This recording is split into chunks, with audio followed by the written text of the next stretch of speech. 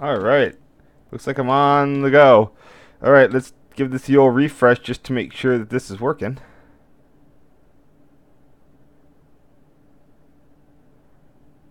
Oh yeah, here we go. Excellent.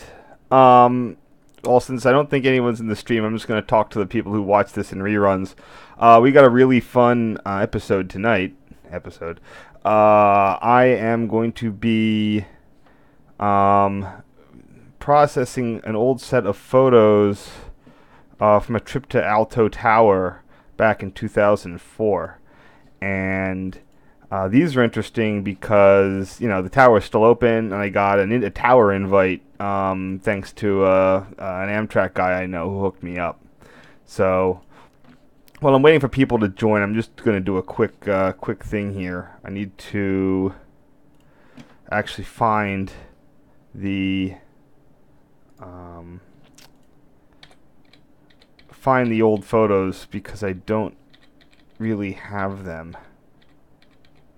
I'm not at my normal computer. I don't have the archives of stuff, and as a lot of you probably know, my web space is completely down.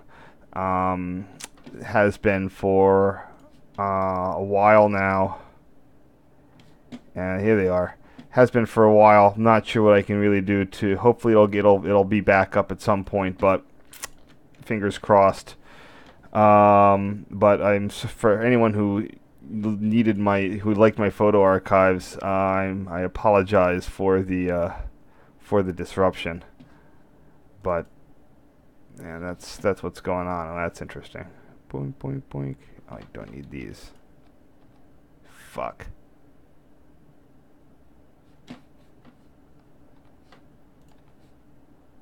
Okay, I do need that one. And that's kind of pointless. Okay. So right now I'm just doing my normal thing of filter out the stuff I don't need to do, and use the stuff I do need. And I need this guy too, and this guy I think.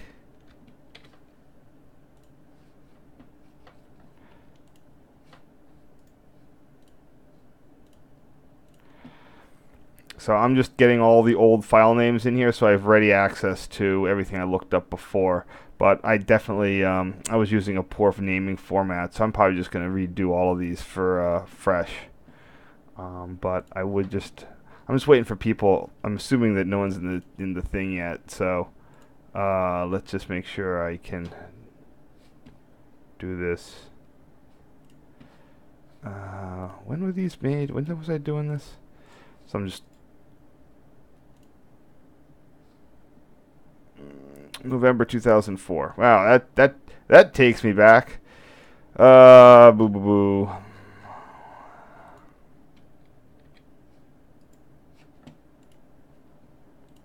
Past it there. Just gotta find it. This is 2005. March 2005. October.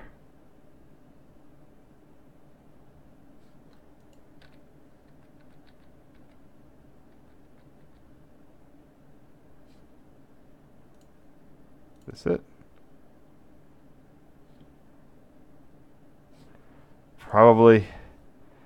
I'm probably not going to care, and I think I've given the chat enough time for people to show up. So let's just see what's going on here. Get some people. Got one person watching. It's probably me.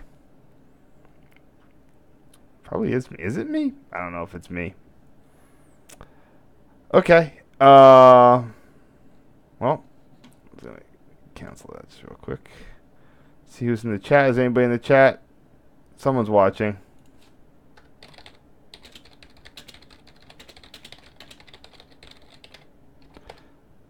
So anyway, what I'm going to be doing here is just like the other ones. I'm going to be editing these older photos. Make sure that everything is in the right direction. I said there's a lot of tower interior shots. These have been up and available. They're still available in a variety of places. I think I did a tower interior blog post on this, but part of the issue is simply going to be that I never updated the quality, so everything is sort of in the high-speed internet era.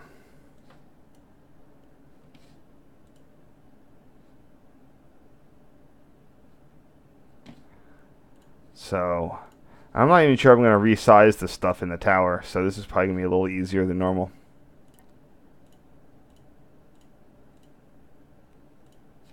So the first thing that sort of was a harbinger of good news was while on one of my trips to up and down the northeast corridor, which I took back in the day, I happened upon a USNS A5 pneumatic switch machine, a rebuilt one that was just about ready to go, be ready to be installed on the platform at Penn Station. At the time, I had no idea. I'd never seen what one of these looked like before, and it was pretty interesting. I mean, the simplicity of an A5 is, any of the pneumatic machines is great. I mean, you have a pneumatic cylinder there, a slide, and a locking mechanism, and your point detection.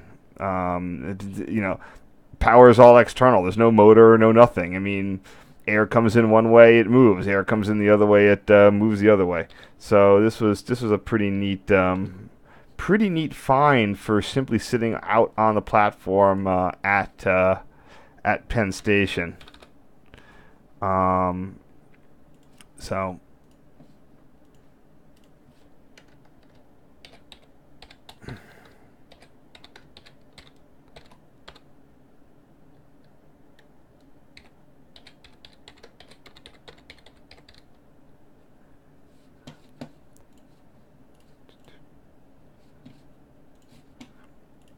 This is back my old 3 megapixel camera too, so not the greatest photo, image quality here from back in the day, but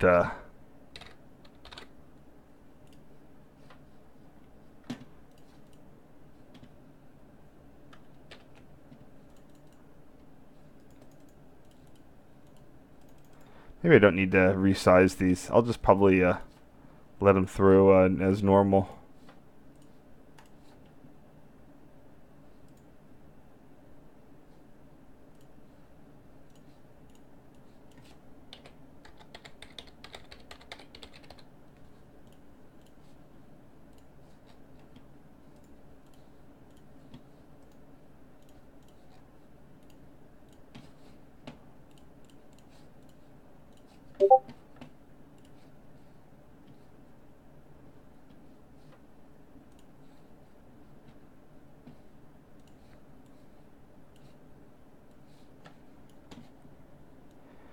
So here we have the point detection mechanism. Never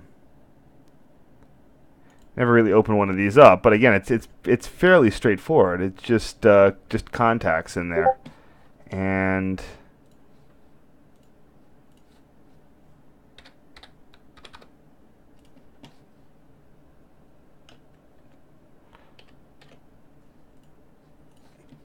probably not talking to anyone. But yeah, it's so elegant, and I mean, seeing one in a factory rebuilt condition with no rust, all of the hardware like shining is amazing. And it's just a shame they don't make these things anymore.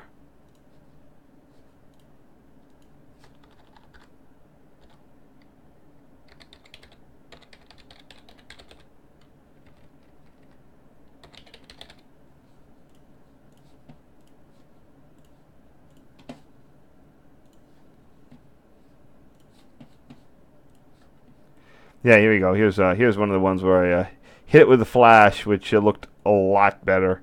Like I said, this was just out in Penn Station. They were doing so. I mean, they've always had to do an amount of rehabilitation in Penn, but this time around they just needed to use a use to replace one of the point machines. Not sure exactly which one. It was far enough down the platform, so it was one of those crossovers that you get about on tracks like 9, 10, and 14, 15, somewhere in there.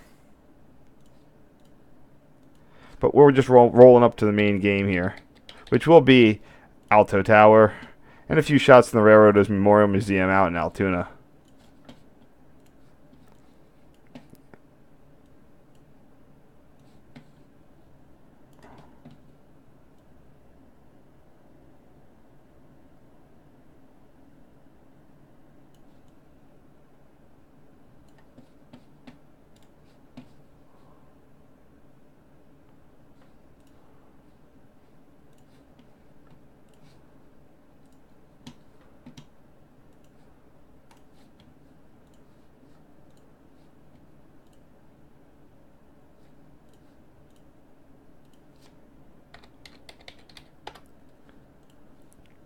Again, you can see the true color of the stuff here. Man, it just looks phenomenal.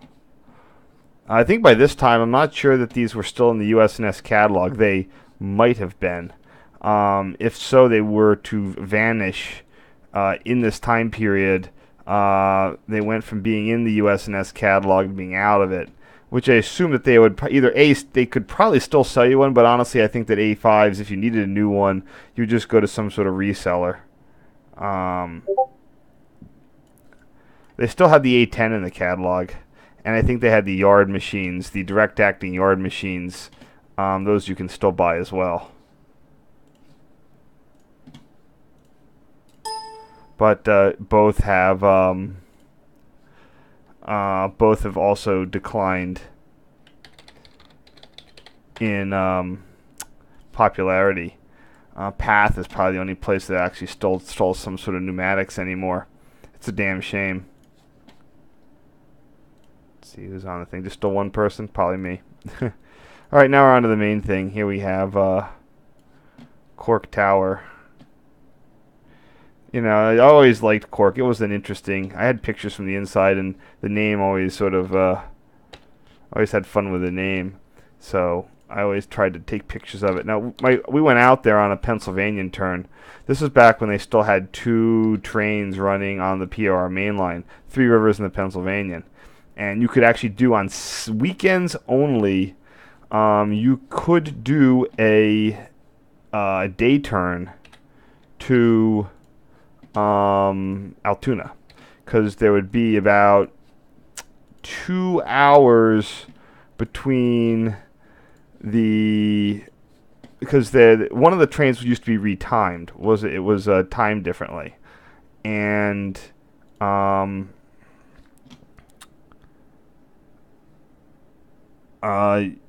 we go. Is this the one? Yeah.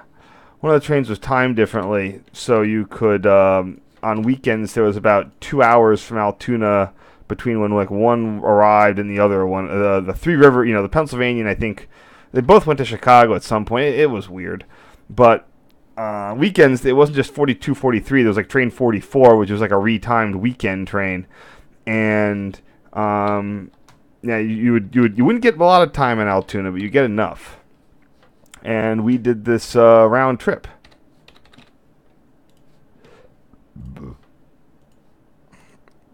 Here we see our train outbound, which would have been 43. Here stopped at the 38L home signal displaying an approach medium. This is still, at the time, this was the standard setup that west of Altoona, Alto interlocking, it was 3 tracks, with the center track being bidirectional and the outer tracks being Rule 251. So most traffic coming off the two mainline bidirectional tracks, it was very frequent that you would diverge over this first switch on this outer pedestal signal, and you'd pass the main signal bridge. Here you can see it displaying a clear. Back in the day, signals were much, to reduce the burden of the interlocking logic, you would have a lot of intermediate signals throughout complex interlockings, because it reduced the logic combinations that you needed to account for.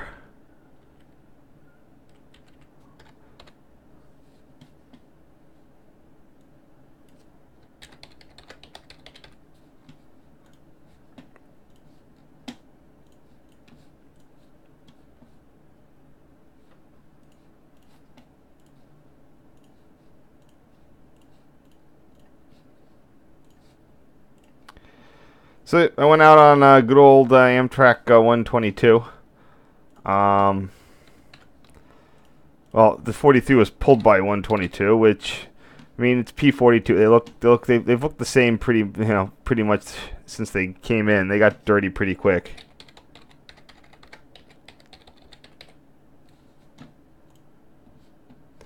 Wet day, but not enough to ruin things. Here we have. I know I have this photo somewhere in the set.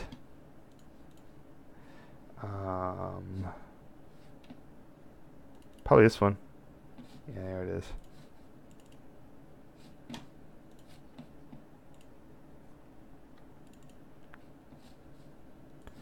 Let's see what I got.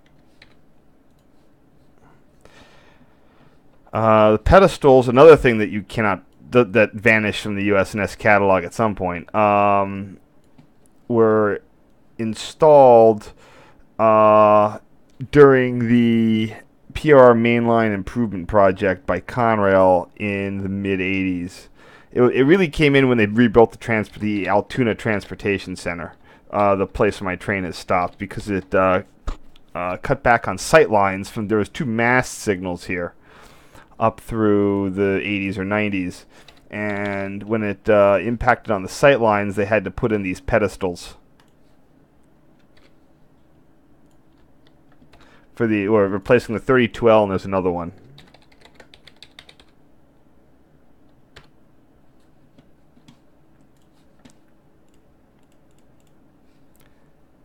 Here you go. Here's a little close-up, a nice sharper close-up. Should probably tag the other one as soft. That's a soft photo on that other one. I noticed, I think that's the 6. The 6L is displaying a clear signal at Alto, at the Alto proper.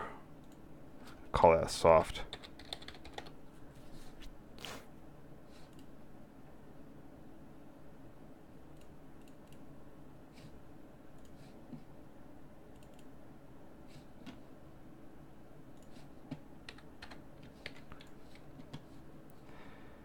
And of course, sorry, that's not the 6L in the background, it's the 2L.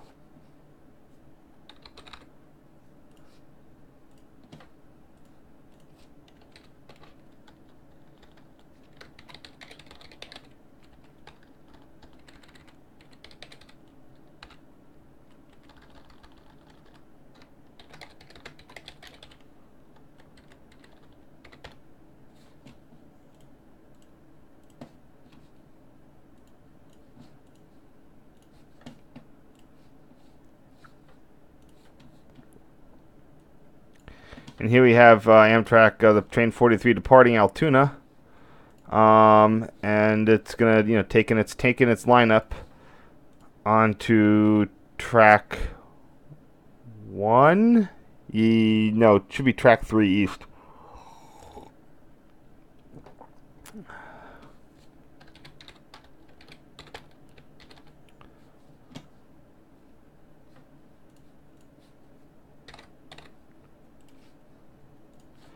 Again, the old Altoona Alto or Alto interlocking had a helper pocket, so trains could pull through the interlocking, and then that helper could just pop right onto the back.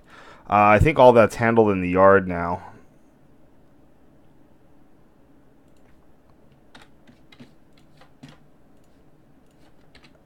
They put in, when they reconfigured Alto into CP Altoona, they put in a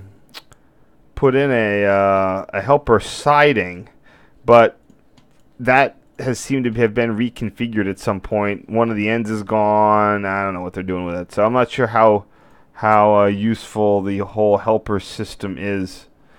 Now, one thing okay, so sort by name. Let's delete the first batch 12. Get them out of here. So long. Pull up the next batch. On we go. See if we got any more people watching. Oh, I got some people. Hey, people.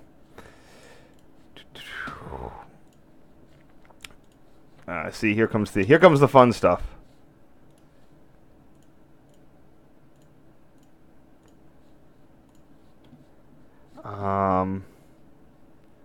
Hey, yeah, back in 2004, you'd get the occasional Conrail painted thing.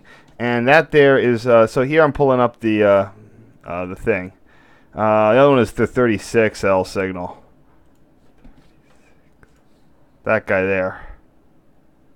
Now, I went back in 2012 on 2 non-consecutive occasions to make sure that I got decent photos of Alto Tower before it was closed.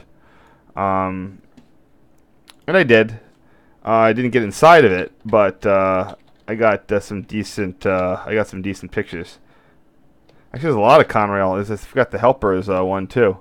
So there we go. We got an NS 9000 series C44. Well, they were C40 dash. They only had the 4,000 horsepower back then. And what is that, dude? Is that an LMX? I think it is. I bet that's a Conrail LMX engine, one of their LMS, leasing management service. They bought like half of them. It was like a 50-50 joint venture with GE. I can just go and see if I can pull up a Conrail roster.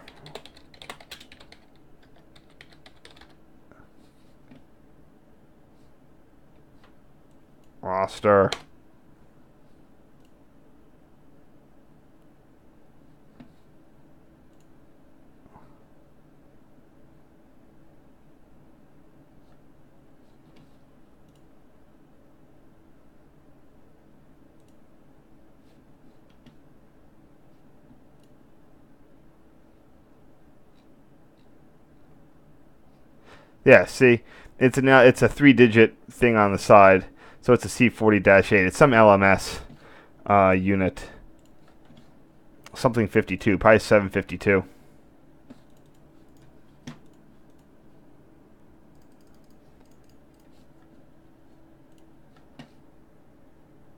It didn't go up that far. Well, you got me then. It's a Conrail something. Either way, I guess I'm just not going to include it.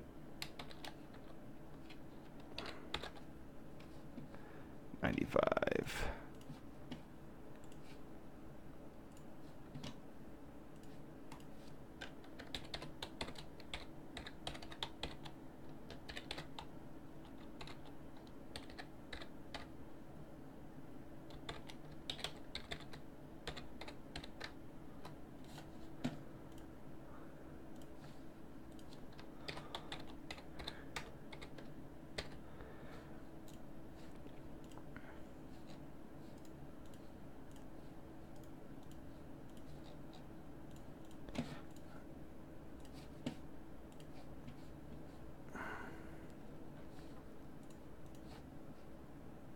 So here's one of the ones I'm not gonna be, due to the historical. I mean the reference value of these. I'm probably not going to resize the Altoona stuff. I might just rename it. Probably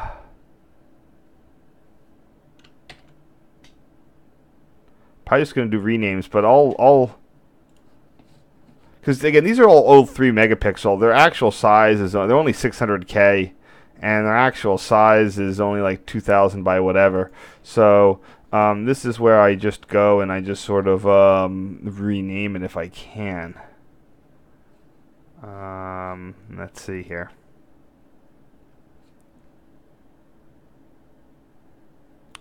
What did I call this back in the day?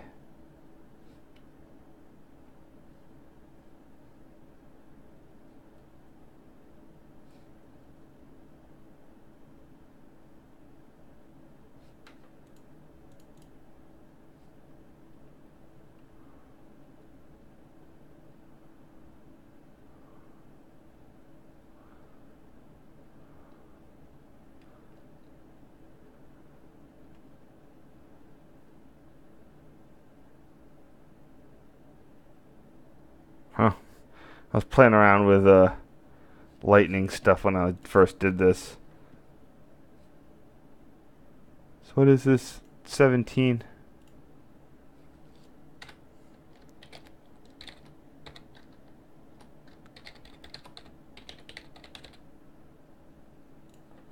Yep, just sort of rename those. Some of these could actually might benefit from a little sharpening. We'll see. So this is the Altoona Altoona survived long because it had, not only did it have a complex local plant, it had a fairly big CTC territory, and PRR was not really big into CTC. It didn't meet their whatever their standardization process was. They liked block operators, and this has been updated to some degree. I really should have flashed this. I was not thinking well. This also predates smartphones to a degree, but I was just not giving this a lot of good thought back in the day. I'll try a little enhance on it to see if I can bring it up, but let's see what I called this.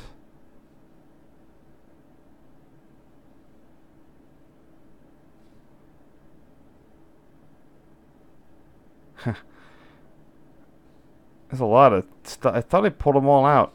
Okay. Oh, maybe I didn't put the interior photos in here. I don't know.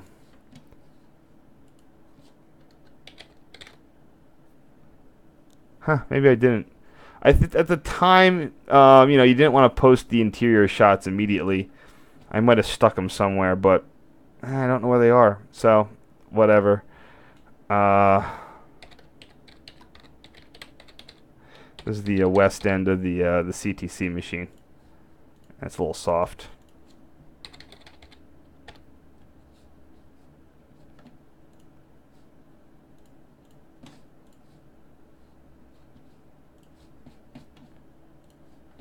Here's a much nicer photo of the Alto machine. I'm not even going to retouch this. I'm just going to rename it to the CTC machine East.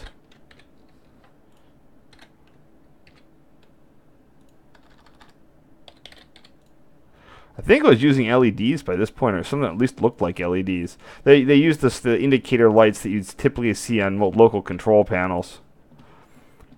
Okay, so Alto had two distinct interlocking machines on a common what do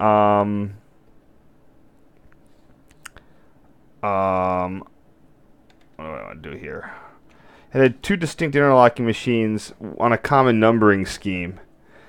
That's not altogether what they acted together as one.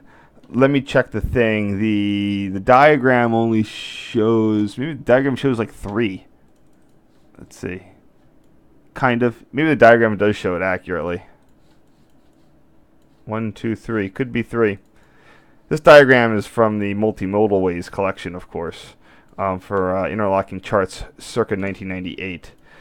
Now, it was electrically interlocked with the other machine, but it was its own thing, controlling let's see, it had the 31 switch. There was some removal. There used to be a second switch. So you can see here there's a 31 switch. And there used to be a crossover between number 2 track and number 3 track. So you could come, so as before it was removed from service, you had to go through the helper pocket, or you took the 5 switch, bypassing the helper pocket 5 to 3 to 1, going out that ladder. But there was a second ladder that would allow trains to access track from track 2 to track 3 directly, and that would allow for parallel movements. You could have something coming out of the yard or going into the yard, as well as something coming in or going off of 2 to the east. But here you can see the surviving machines, the surviving levers. 38 and 36. It also had some phantom signals. These are things that were interlocked, that when they had the extra switches there, they had extra signals, but then they took them out. You still had to acknowledge their existence on the machines by throwing the proper levers, but there was no actual fan signal in the field, which is interesting. So 38L there, also that was the one we saw as the pedestal. You had to, if you were signaling a train 2 to 1 east, you would have to clear that, even though it wouldn't actually clear a signal in the field.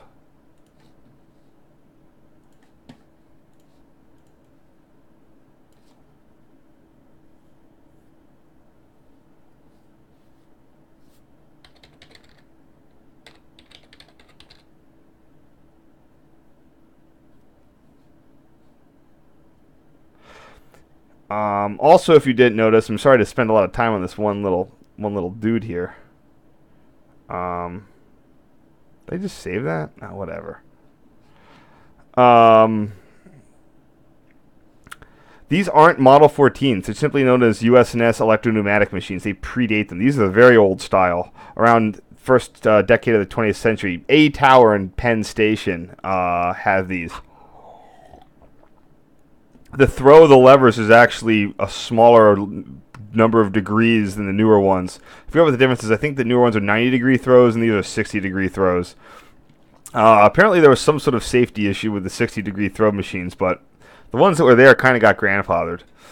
Another hall here. I was showing me on the not original at all model board, and I sort of captured myself in the reflection there, young me. And we can see a little bit of the PRR's penchant for loving their timers. I mean, they're the Walmart. It's imagine if Walmart. It's like the Amazon. They're like the Amazon of back in the day. They spend their money. They don't hoard it. So just here we have the Alto model board east side.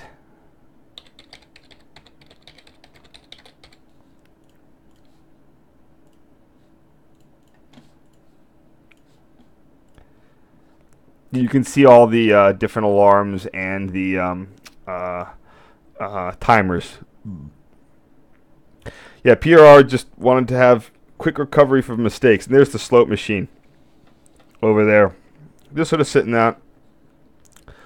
Slope is gone. The whole length of both those interlockings was combined into Altoona. Also note the nice cleaning supplies and stuff. It's nice to see that. I'm not sure what these little lights are. They might be, I don't think they might be release timers. Yeah, they're time release timers.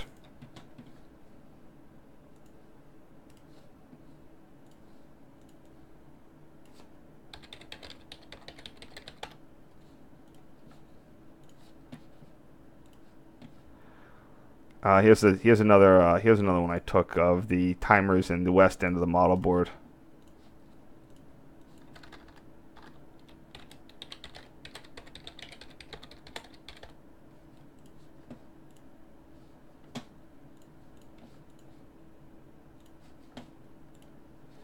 And here we see the main machine. Again, this is, I think, even older than the other ones. They don't even have the two-position lights. This thing is ancient. It's still there. I mean, the tower hasn't been burnt down yet, knock on wood. But I think the date, it says, see, even in this history, it says rebuilt in 1915. So I don't know if the tower's from 1915, if building a new tower counts as rebuilding. But it's at least as old as 1915.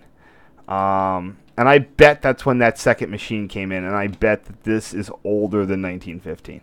This is probably somewhere between whenever the tower was built, this first one was original, and the second one went in 1915, because the second one looks just like the one in North Philadelphia. And that's a 19-teens tower. Again, I'm not resizing any of these.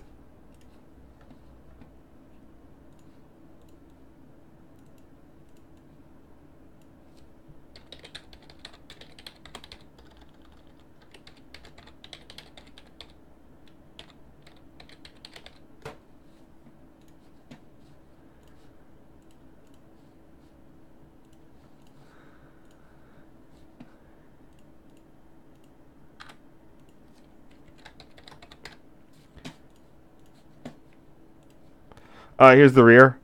I always tried to get full coverage of everything. This is the original machine. Now, Model 14 machines always look a little boxier than they have to be. If you stripped away a lot of when they first came out, they were very skeletal, just like the Taylor Model 2s. And even then, the timers have their, the wooden cased. This stuff is, is really nice. Put a little light on this and give it a sharpen, and that's probably the end of that one.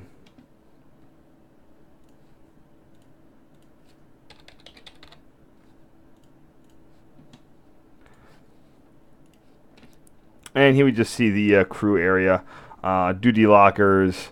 We were talking with the operator. There was a woman at that time, and she used to work MG. At this time, I do not believe that Conema Tower had closed.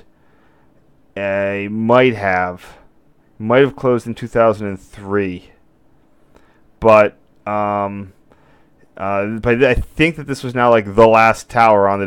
When you get down to like one tower, you start having staffing problems because you got to have like a pool of people who can. You have that extra guy, but like usually when you had a whole lot of towers, you only needed that one extra guy. But then the costs start multiplying. So.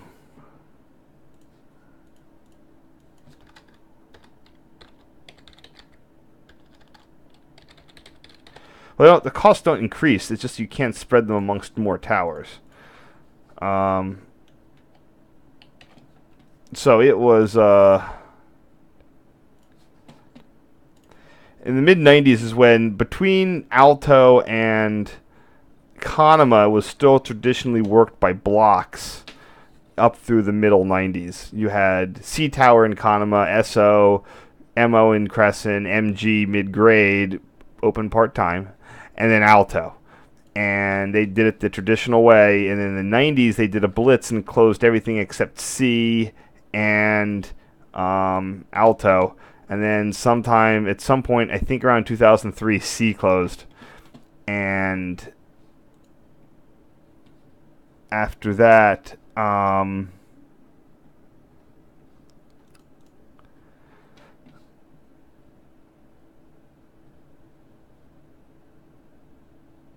so here's an interesting thing. I was mentioning this before.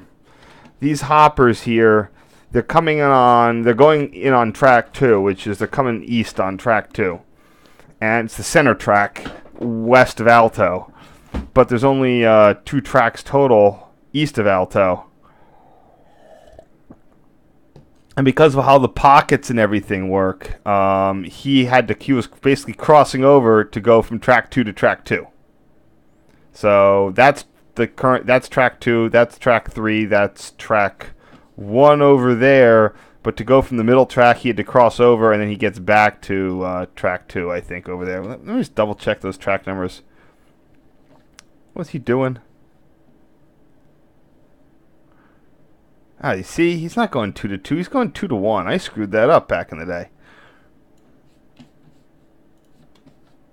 See, hey, sometimes you get to write mistakes.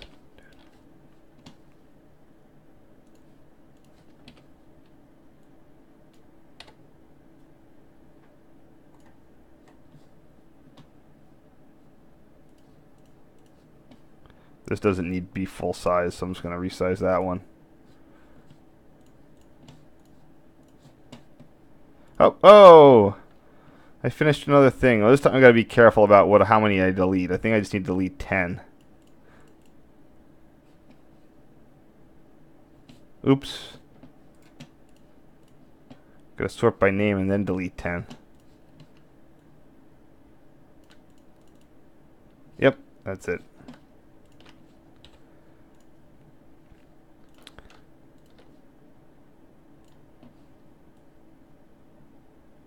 So I only have about 3 groups worth of photos. And I'm going to do this in a 2-part thing. I have part 1 tonight, part 2 tomorrow.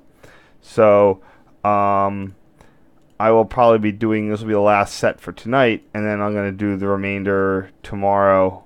Probably won't be as exciting, but let's see what's going on in chat.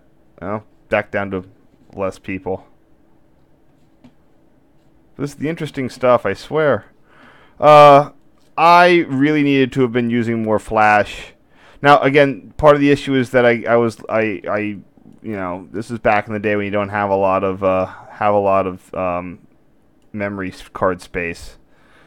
think I only had two 64 megabyte cards. Here we have some of the timers. We have one for the 20 sig and one for 18, maybe?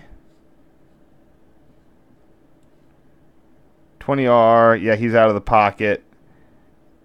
18.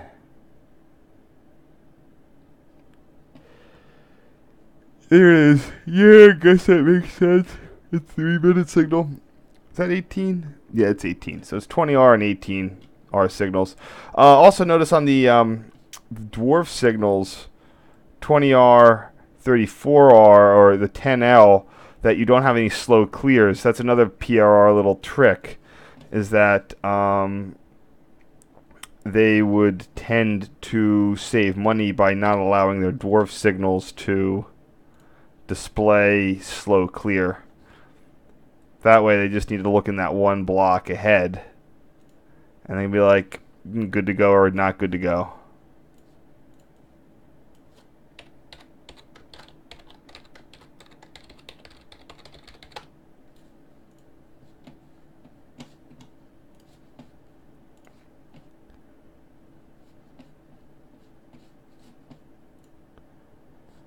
Might have a name collision going on here. Gotta try to rectify this.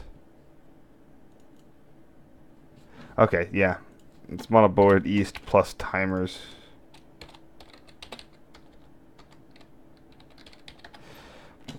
So the model board photos are the ones that I think came out the best. And you can see they have the phantom signals listed. 34R being phantom and 20L being phantom, and you had to clear both of those. They did something with the electrical locking, and look, you can see the old 30 something or other switch, 33 or what is it? It was something. You can see how the old switch was there, and that's what that 20L and 34R protected. Otherwise, because this 36L really isn't doing much. It's just a speed bump on the way to the next signal, so that's why they put they threw the phantom in.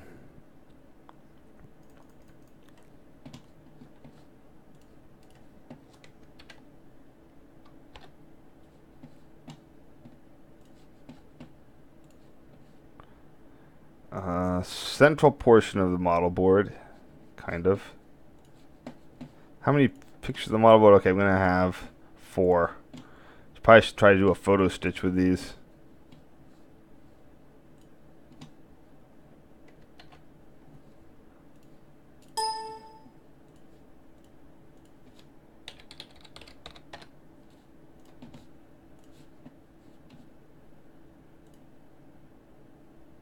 Oh, that was sort of dumb. Didn't have to save over that one.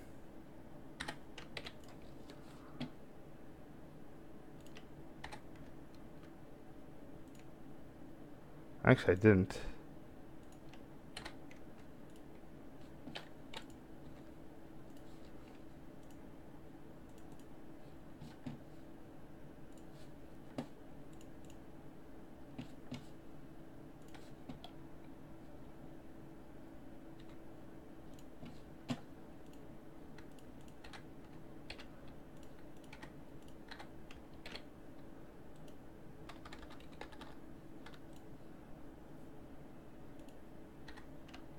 I'm just going to rename these next ones.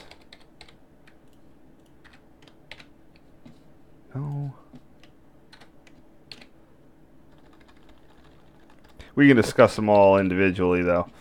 Here we are in the meat of the interlocking. There's that famous Penn Central era signal bridge. There's the helper pocket. The helper pocket actually extends to the east of that signal bridge, usually just enough to hold 2 helpers. Track occupancy lights. There is something moving for the interlocking at this time. I think it was that hopper train. You can see it in the... Oh, it is. You can see it out the window. There's the operator right there. She was nice. There's that track down to Hollidaysburg. Here is just an industrial... Here's a sort of siding track. There's a slope siding, and then the slope siding there that runs out to slope. So you had a extra yard track coming in from slope. In addition to the 3 main tracks, and you can see the hopper doing its thing.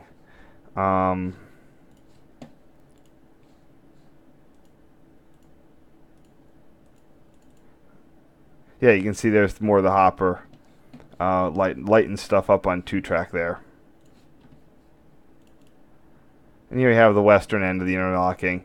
Hopper train's going to, actually looks like it's going to track 3. So, I got that label really, really wrong. I think my friend is actually using a film camera at this time. But man, they polished the hell out of that surface. No hiding who you are in this one.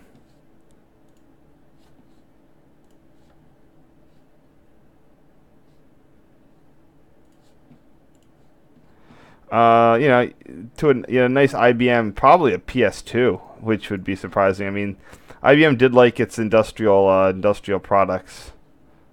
I'm just gonna rename that Alto Desk.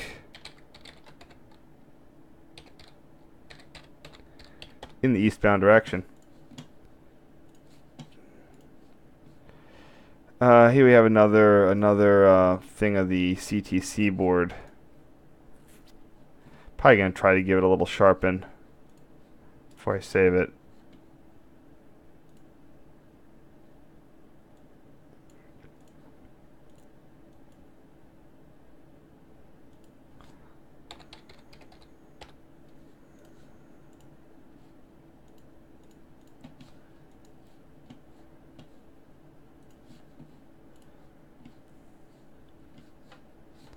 This is a rename.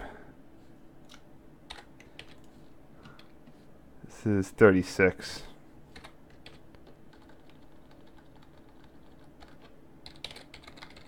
All right, so Alto controlled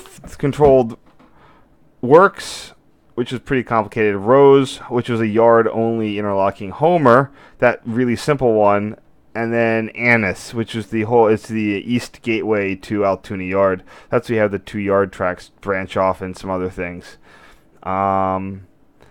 And it's CTC unit, USNS unit lever. There's your little blocking device. Every interlocking is named within itself. So he's Homer. 1 switch, 1 signal. Rose, 2 switches, 1 signal, or pair of signals. It's USNS. You just flip the switches, hit the code button, then you get some things ding and everything pops up. Low air alarms on every interlocking because they're all pneumatic at this point. 20-pound and 45-pound low air. 45-pound means you stop manipulating everything. 20-pound means you can't throw switches anymore. View of the old school signal bridge from the tower itself. This was removed. Oh, the trees are starting to look nice in this picture.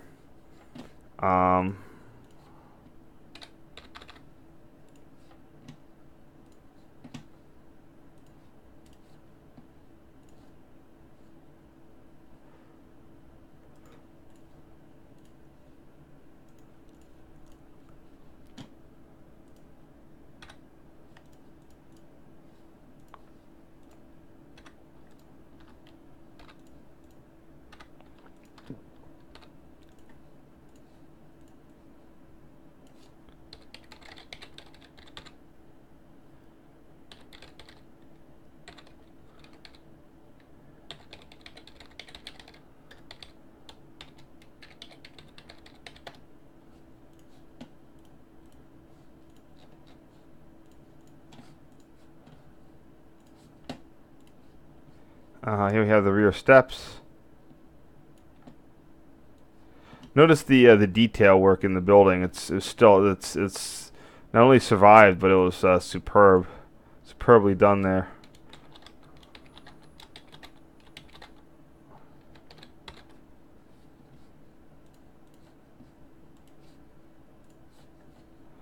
Here's what I know that I have.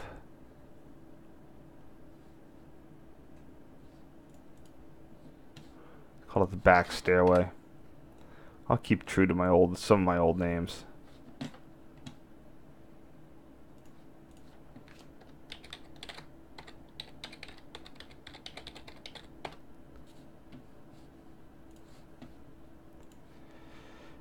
Alright, coming up on the last couple photos for today. I just love the way this tower, this goofy tower, looked with all the little bump outs. Literally looks like an RV with bump outs. It's like, you know, just pop it right out. And a lot of the PRR towers look like this. I mean, as was the style at the time.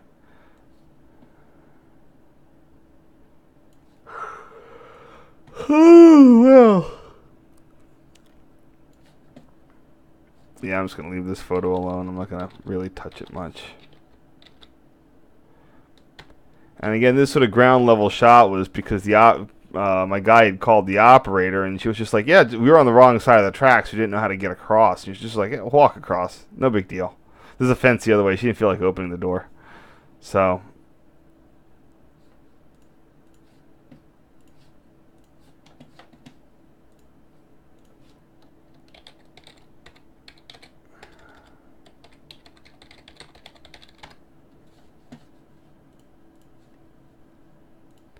Actually, time-wise, we just left the tower when we were on our way back across the tracks or something.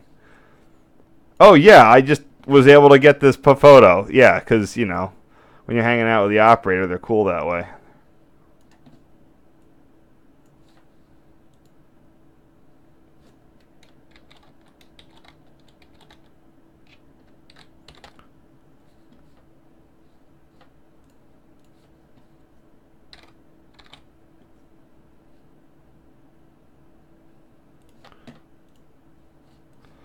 I'll get the few more pixels on this one.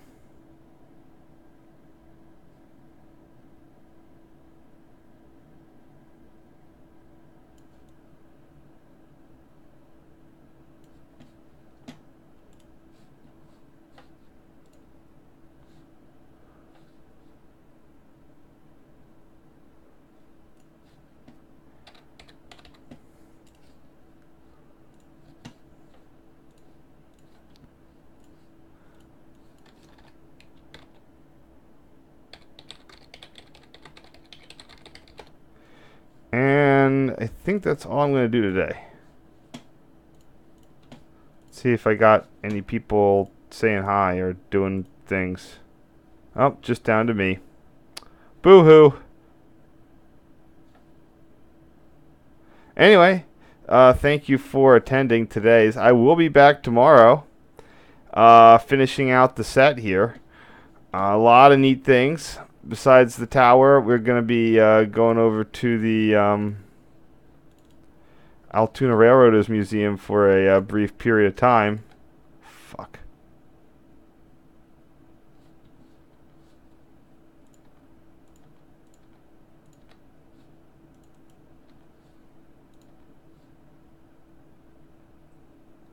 Yeah, I really did not take enough photos when I was there. I got some good ones. Yeah. Alrighty. That's your preview for tomorrow. Thanks for coming in. See if there's anybody with any questions. No questions. Alright, I'm done. See you tomorrow.